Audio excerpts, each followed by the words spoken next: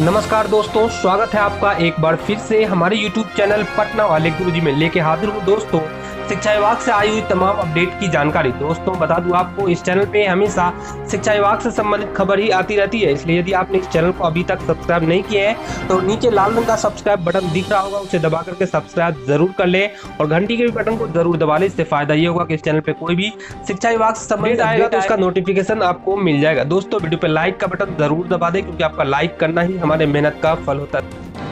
सबसे पहली खबर जो बता दूं दोस्तों, बिहार में नई राष्ट्रीय शिक्षा नीति लागू करना बड़ी चुनौती लग रही है। इसे लागू करते हुए कई साल लग जाएंगे। नई राष्ट्रीय शिक्षा नीति को लेकर चर्चा तो बहुत हो रही है, लेकिन बिहार में एनईपी लागू करना बड़ी चुनौती है। जो स्थितियां बिहार में है और जो शिक्षाविद आशंका जता रहे हैं, उस आधार पर बिहार में नई राष्ट्रीय शिक्षा नीति लागू करना वर्तमान समय में इतना आसान नहीं दिखता है। नई शिक्षा नीति में पूरे देश की स्कूली और विश्वविद्यालय शिक्षा को वर्तमान जरूरतों के मुताबिक ढालने की कोशिश की गई है। अब तक सरकारी व्यवस्था से बाहर रहे नर्सरी एजुकेशन को भी सरकारी स्कूलों से जोड़ने की सिफारिश की गई है। इसके साथ साथ प्राथमिक शिक्षा में स्थानीय भाषा में बच्चे पढ़ पाएंगे। इसके अलावा हायर एजुकेशन में भी व्यापक स्तर पर बदलाव की सिफारिश की गई है। दोस्तों बता दूं, जिस तरह के बदलाव नई राष्ट्रीय शिक्षा नीति के तहत किए जाने हैं, उसे लेकर बिहार कितना तैयार है, हमने यह जानने की कोशिश की है। बिहार में पहले से ही शिक्षा विभाग के सामने कई बड़ी चुनौतियां हैं, जिनमें प्रमुख तौर पर सरकारी स्कूलों की व्यवस्था ठीक करना, सरकारी स्कूलों में शिक्षकों की व्यवस्था करना, शिक्षक छात्र अनुपात सही करना, कॉलेजों में आधारभूत संरचना बेहतर करना, रिसर्च और अन्य गतिविधियां बढ़ाने की चुनौती पहले से ही बिहार सरकार के सामने है। अब नई राष्ट्रीय शिक्षा नीति ने यह चुनौती कई गुना बढ़ा दिया है। दोस्तों बता दूं आपको, राष्ट्रीय शिक्षा नीति की जो खास बातें हैं, सबसे पहला जो है 3 साल से ऊपर के बच्चों को सरकारी स्कूलों से जोड़ना और उनके लिए नर्सरी स्तर की पढ़ाई शुरू करवाना। दूसरी जो खास बात है दोस्तों, कक्षा 1 से 5 तक के बच्चों को स्थानीय भाषा में शिक्षा देना। तीसरी जो खास बात है दोस्तों, कक्षा 6 से ऊपर के बच्चों को पारंपरिक पढ़ाई के साथ साथ रुचि अनुसार कौशल विकास की पढ़ाई भी करवाना है। दोस्तों 10+2 की जगह 5+3+3+4 सिस्टम नई शिक्षा नीति में के तहत लागू होगा। दोस्तों बता दूं आपको, शिक्षा विभाग ने बनाई है 6 कमेटी। शिक्षा विभाग ने नई शिक्षा नीति 2020 को बिहार में लागू करने के लिए 6 कमेटियां बनाई हैं। इन सभी कमेटियों को अलग अलग दिशा में काम करने की जिम्मेदारी दी गई है। पहली समिति 3 साल के ऊपर के बच्चों के देखभाल और उनकी शिक्षा को लेकर रिपोर्ट देगी। दूसरी समिति को स्कूल रेगुलेशन और संबद्धता देने के अलावा समावेशी शिक्षा और ड्रॉप आउट पर भी रिपोर्ट देनी है। तीसरी समिति विभिन्न भारतीय भाषाओं को बढ़ावा देने और वोकेशनल एजुकेशन पर अपनी रिपोर्ट देगी। चौथी समिति टीचर ट्रेनिंग और एजुकेशन पर रिपोर्ट देगी। 5वीं समिति को ऑनलाइन और डिजिटल एजुकेशन पर रिपोर्ट सौंपनी है। 6ठी समिति को एडल्ट एजुकेशन और गुणवत्तापूर्ण शिक्षा लागू करने पर रिपोर्ट देगी। 6ठी समिति को एडल्ट एजुकेशन और गुणवत्तापूर्ण शिक्षा लागू करने पर रिपोर्ट देनी है। दोस्तों बता दूं आपको, शिक्षा विभाग के सचिव असंगबा चुबाऊ ने कहा है कि हायर एजुकेशन में व्यापक बदलाव के लिए बिहार में काफी कुछ किया जाना है। सबसे पहले 2035 तक हमें ग्रॉस एनरोलमेंट रेशियो को 50% तक पहुंचाना है, जो वर्तमान में महज 13.5% है। दोस्तों बता दूं आपको, इस बारे में शिक्षा विभाग के सचिव असंगबा चुबाऊ का कहना है कि यूनिवर्सिटी में कम से कम 1,75,000 स्टूडेंट के लिए आधारभूत संरचना तैयार करना है, जिसके तहत नए कॉलेज खोले जाएंगे और ज्यादा से ज्यादा निजी विश्वविद्यालयों को भी बिहार में खोलने की इजाजत मिलेगी। बिहार में नई शिक्षा नीति लागू करना बड़ी चुनौती है, इसके लिए काफी काम करना है।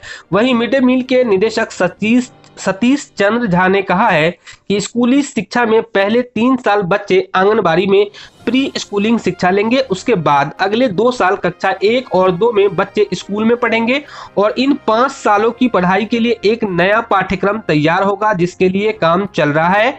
शिक्षा विभाग न्यू एजुकेशन पॉलिसी लागू करने के लिए एक साथ कई काम कर रहा है, जिनके सार्थक परिणाम आने वाले समय में देखने को मिलेंगे।